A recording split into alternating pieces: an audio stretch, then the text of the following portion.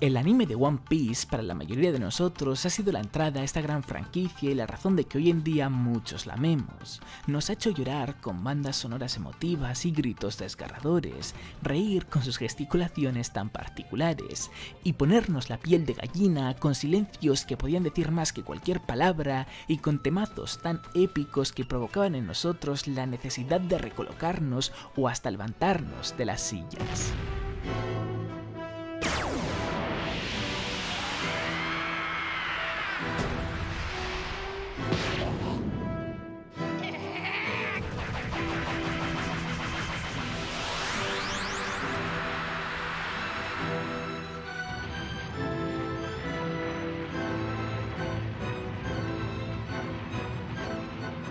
Está claro que al anime de One Piece le debemos mucho, pero desgraciadamente todo en este mundo tiene su parte oscura y la del anime de One Piece dio inicio sobre todo a partir del time skip. Si bien es cierto que el ritmo de adaptación de un capítulo de manga en un episodio del anime fue introducido mucho antes en el arco del regreso a Water 7, no se notó en exceso hasta la primera saga post-time skip, por lo larga que fue y por cómo estaba estructurada esta, con pocas peleas y escasas revelaciones que nos volasen la cabeza.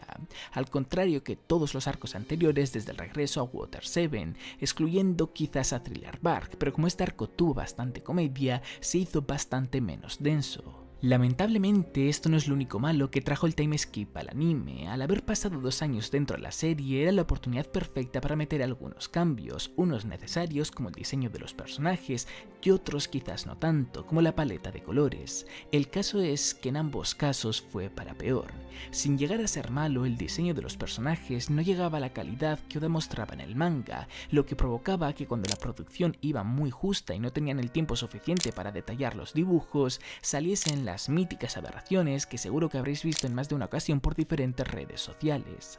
Pero esto más o menos lo podía dejar pasar, al fin y al cabo esto ocurría más en personajes que aparecían en el fondo que en primeros planos, así que más que enfadarme me echaba unas risas. En cambio, la paleta de colores sí que trajo un desagrado en mí, ya que el anime de One Piece pasó a verse muy grisáceo, muy claro, muy soso. En resumidas cuentas, pasó a verse un poco feo, y como era algo que se aplicaba a todo, siempre estaba presente, incluso en Panhazard, una isla con muchísimos esquemas de color. Cuando parecía que la situación no podía ir a peor en el anime, llegó la soporífera segunda parte de Dressrosa, donde los productores, al ver que poco a poco iban alcanzando al manga porque Oda llevaba unos años sacando menos capítulos al año que episodios de anime producía Toei, decidieron que en lugar de adaptar un capítulo del manga en uno del anime, comenzarían a adaptar unas 10-12 páginas del manga en uno del anime,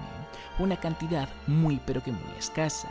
y que finalmente se vio traducido en un ritmo horrible, en escenas alargadas sin sentido, como la de los habitantes huyendo de la jaula de pájaros o los luchadores del Coliseo intentando detenerla, haciendo ver a los eternos campos de fútbol de Captain Tsubasa como una nimiedad. En este punto el anime de One Piece se veía en el peor momento de sus casi 20 años en emisión, visualmente pobre y estirado hasta la saciedad. Desafortunadamente, Zou vivió el mismo destino que la segunda parte de Dressrosa, pero por suerte, en Whole Cake comenzaron a cambiar las cosas para bien gracias al cambio de director y otros factores. Aunque el diseño de personajes seguía siendo el mismo y por lo tanto de vez en cuando se veían esas caras deformadas, la paleta de colores cambió y One Piece comenzó a tener su renacer visual. Pasamos de que se viese muy soso a todo lo contrario, que se sintiese completamente vivo, gracias también a la temática de la isla. Pero esto no fue lo único positivo que trajo el nuevo arco. A día de hoy todavía no sé si fue cosa de Oda al crear intencionadamente huecos entre una situación y otra para que los guionistas los aprovechasen y metiesen contenidos originales que no aparecían dibujados en el manga, pero que sí que se hacían mención a ellos o que sin llegar a decirse eran lo suficientemente intuitivos, o si fueron los guionistas quienes comenzaron a estar más atentos al manga para ver de dónde podían sacar más contenido que mantuviese coherente la historia. La cuestión está en que a partir de este arco, las escenas alargadas pasaron a no ser tan simples y aburridas como lo fueron en los 2 anteriores arcos. No todas, algunas de ellas sí que lo seguían siendo, porque evidentemente habían situaciones en las que apenas se podían sacar cosas nuevas y que no se metiese mucho la pata, como cuando Big Mom perseguía a los Mugiwaras y Sanji cocinaba un pastel.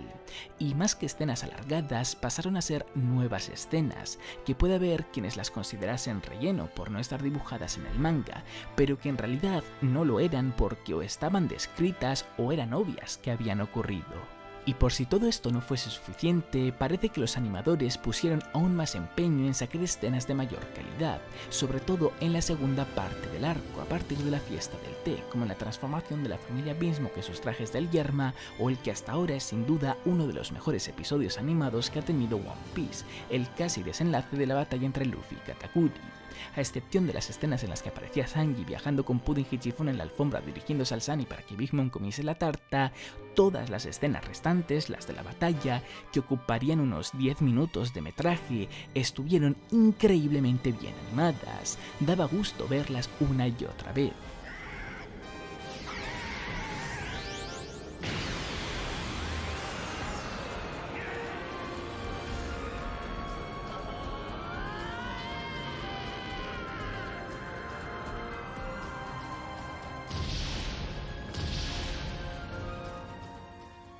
Pero luego llegó el Reverie, que con sus eternos flashbacks que todos ya conocíamos de sobra, hizo que un arco impresionante que en el manga tan solo duró 6 capítulos, en el anime pasase a durar 12 episodios, perdiendo gran parte de la fuerza que nos llegó a transmitir en su día Oda. En este momento volvieron a saltar las alarmas, la mayoría no entendíamos qué narices estaba haciendo Toei, por qué estaba arruinando un arco tan increíble, nos preguntábamos. Mientras tanto, aquellos que tenían algún tipo de contacto con Toei y sus trabajadores nos pedían que esperásemos, que había una razón muy lógica por la cual lo estaban haciendo, y vaya si era lógica.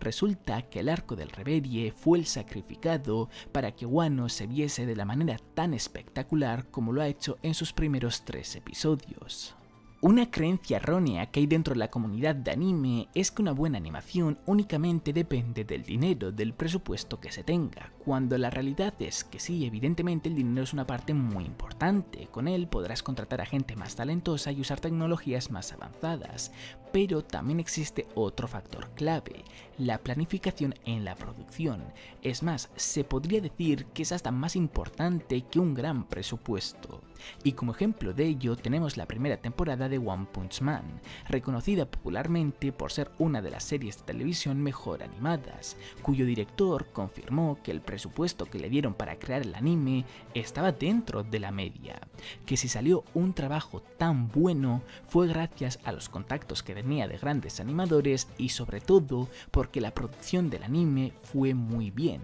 Y esto más o menos es lo que ha ocurrido con el arco de Wano en el anime. A cambio de trabajar poco en el del Reverie y estirarlo a más no poder, fueron capaces de empezar a trabajar en el arco actual con más tiempo de lo habitual. Por eso mismo los 3 episodios que hemos visto hasta ahora han sido tan sólidos en cuanto a animación. Pero eso no explica el cambio visual tan grande que hemos vivido de repente en el anime con la entrada al arco de Wano. Esto principalmente se debe a 2 personas, al nuevo director y al nuevo diseñador de personajes, quien tiene un talento en su campo equiparable al de Oda. Solo hace falta comparar las viñetas del manga con los frames del anime y quedarse flipando porque parece un calco. En este aspecto el anime de One Piece ha tocado techo. Y respecto al director, hay que darle las gracias por traernos a One Piece el filtro de Dragon Ball Super Broly, porque si en Whole Cake con la nueva paleta de colores ya se veía bastante bien, lo de Wano con este filtro y el nuevo trazo en los dibujos está a otro nivel, todo es precioso. Los personajes, tanto en planos cercanos como de fondo, que es lo más sorprendente, como aun estando lejos no se ven muy deformes, los edificios, incluso las multitudes, que en los animes suele ser lo que peor se ve porque para ahorrarse trabajo lo hacen en 3D. Y ya no hablemos de los fondos y los sombreados, es para dejar la boca abierta durante todo el capítulo.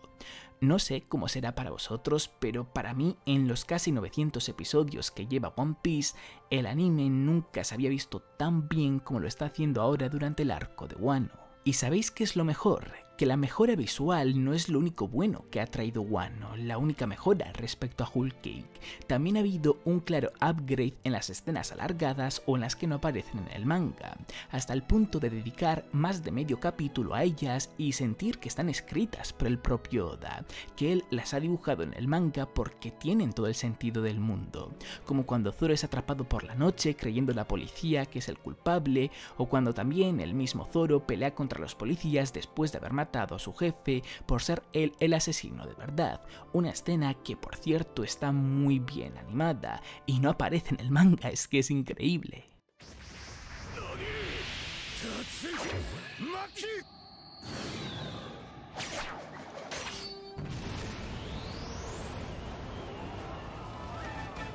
¿Creíais que eso era todo? Pues no. Cuando digo que hay cosas exclusivas del anime que parecen escritas por Oda, no solo me refiero a estas destacables escenas, sino también a unos pequeños detalles que muestran cuánto aman la obra original aquellos que están haciendo el anime, como el comportamiento de Sanji con las mujeres y sus nakamas cuando están a punto de hundirse, la mirada fija y nostálgica de Tama en la espalda de Luffy que sirve como introducción para contar su pasado con Ace, o lo que más me ha flipado hasta ahora, la siguiente frase del jefe de los policías justo antes de que le dijesen que habían capturado a Zoro. ¡Omigoto! En principio puede parecer una simple frase que da al espectador una pista para saber que es él el verdadero asesino, pero una vez muestra el conocimiento que tiene sobre la Shushui, se demuestra que tiene una segunda capa de profundidad, y es que esa frase es como un presagio para lo que se nos cuenta en el capítulo 937 del manga, cuando Gyukimaru del puente Oihagi le dice a Zoro que la Shushui es una Kokuto, una espada negra, y que llegó a serlo tras Ryuma vencer muchas batallas con ella. Es decir, eso que nos flipa tanto de Oda de conectar algo que ha dicho varios capítulos atrás con algo que acaba saliendo en el manga, lo ha hecho el anime y de una manera muy sutil. Claramente no tiene el mismo mérito de Oda, porque ellos ya están jugando sobre seguro al ser algo que definitivamente ha sido introducido en la historia, pero aún así tiene un mérito enorme y es para aplaudirles.